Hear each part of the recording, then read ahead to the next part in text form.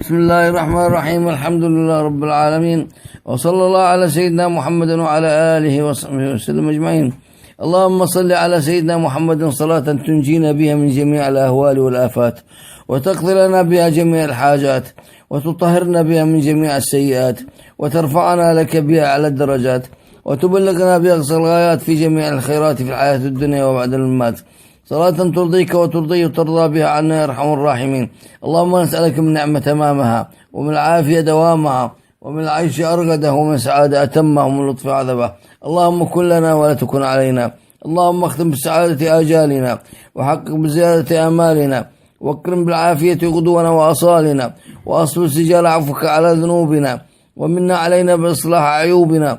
اللهم اجعل التقوى زادنا، وفي دينك اجتهادنا، وعليك توكلنا واعتمادنا. اللهم خف عنا ثقل الأوزار، وارزقنا معاش الأبرار، واصرف وادفع عنا شر الأشرار، واعتق رقابنا رقاب آبائنا وأمهاتنا والمسلمين من النار. يا كريم غفار يا حليم يا ستار، خلصنا اللهم من الكفر والفقر وعذاب القبر والنار، بحرمة النبي المختار وآله وأصحابه الأبرار. اللهم اهد ضالنا وصل مقطوعنا يا الله، وردنا ورد المسلمين دينهم ردا جميلا. اللهم آتنا في الدنيا حسنة وفي الآخرة حسنة وقنا عذاب النار، وادخلنا الجنة مع الأبرار.